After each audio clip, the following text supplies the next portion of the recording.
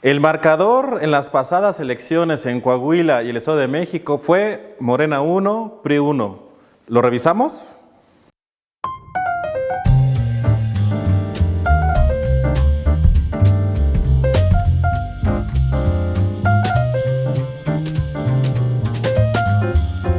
¿Qué tal? ¿Cómo están? Oigan, ¿ya vieron lo que pasó?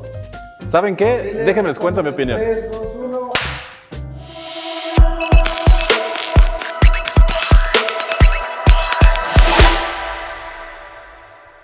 Hola, ¿qué tal? ¿Vieron las elecciones? ¿Vieron lo que pasó en las elecciones del pasado 4 de junio en Coahuila y el Estado de México? No, no, sí, no pagué el cable. ¿A poco no vieron nada? No, es más, se llevaron mi televisión, no sé, ¿cómo iba a ver?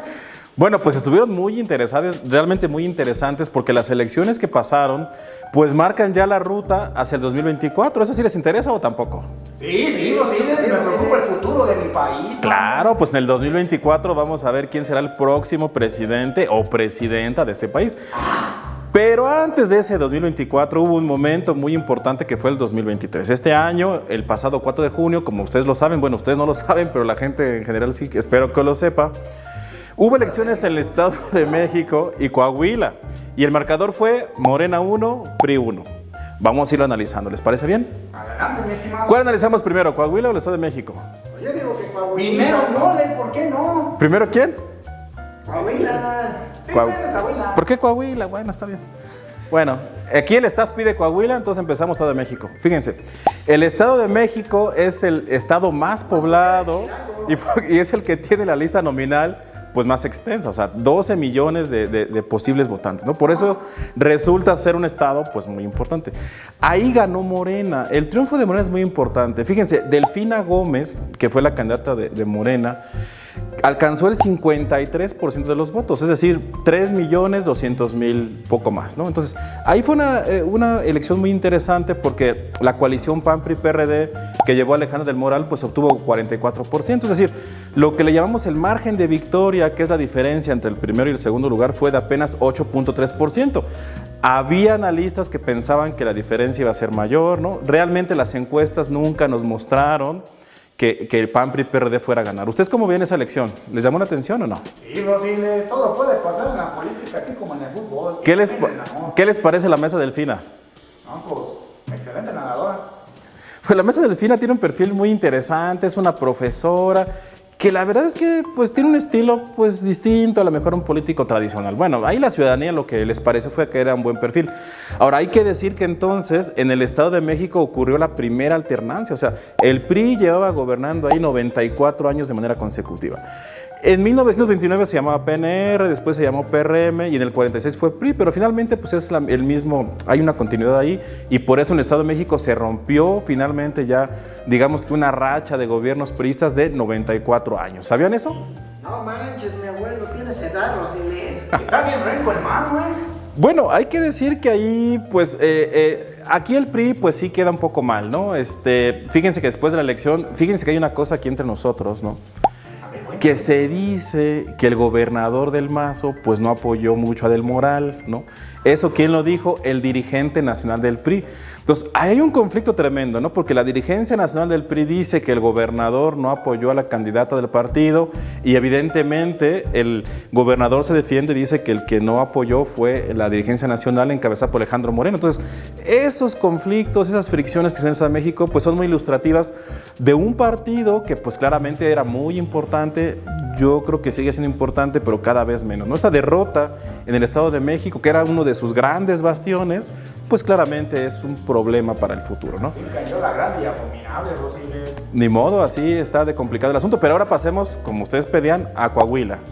Coahuila es un estado muy interesante, ¿y saben quién ganó ahí? Bien, Rosiles. Pues ahí sí ganó el PRI, ¿no?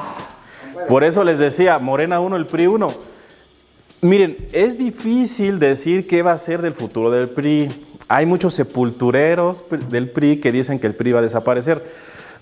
Yo no sé qué tanto. En el corto plazo yo creo que no va a desaparecer. En todo caso, si acaso se convirtió en un partido regional, como a lo mejor lo puede ser el Movimiento Ciudadano o el Partido Verde, ¿no? O sea, yo creo que tiene una estructura en varios estados. Por ejemplo, en Coahuila, fíjense, en Coahuila, al haber ganado el PRI, va a acumular 100 años de gobiernos ininterrumpidos, es decir, un siglo de gobiernos PRI en Coahuila.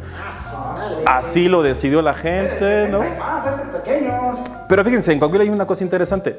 Manolo Jiménez, que era el candidato del gobernador, ahí sí claramente el gobernador, pues hubo un apoyo muy claro a su candidato, logró el 57% de los votos, una cosa así como 740,000 votos. Realmente Coahuila pues sigue siendo un bastión del PRI, aunque claramente no es lo mismo ganar 740,000 votos que los 3 millones y poco más de Delfina, ¿no? Pero yo creo que entonces en el corto plazo el PRI se va a mantener, pero fíjense, en Coahuila hay una cosa bien interesante. ¿Saben quiénes fueron los candidatos?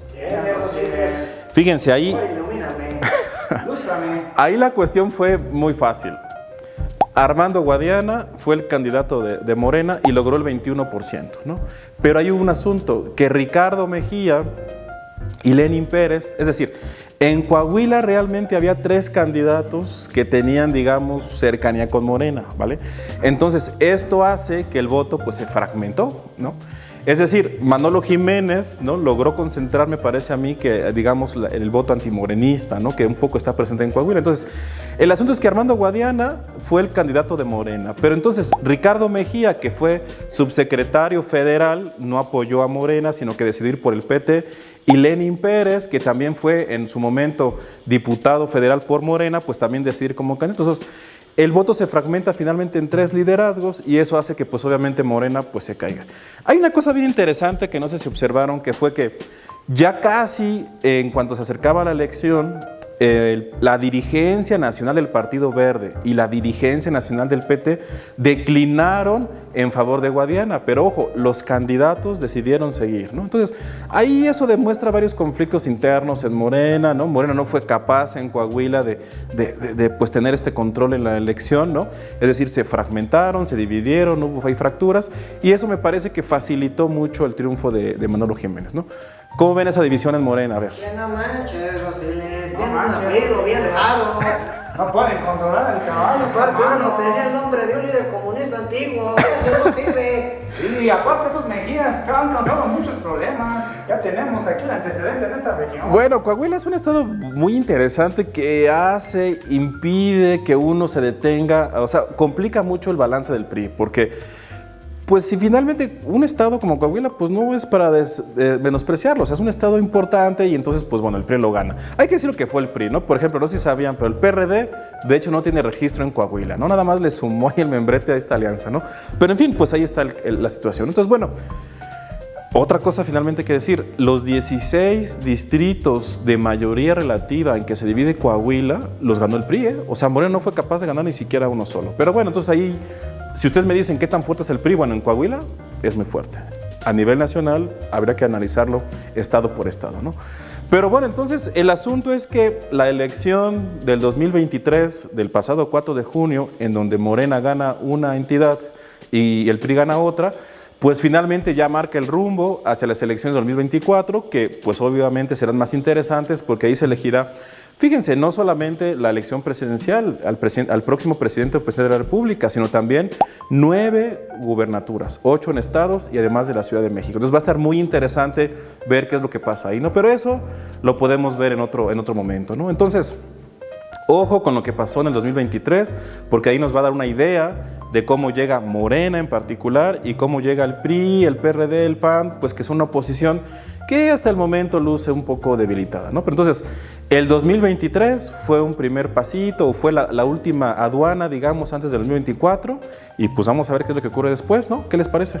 Muy bien, muy interesante, Rosiles. Aunque debo decir que escuchante me hace reconsiderar mi tratamiento contra la depresión, mano. Bueno, pues ya después hablaremos de las corcholatas que están en Morena.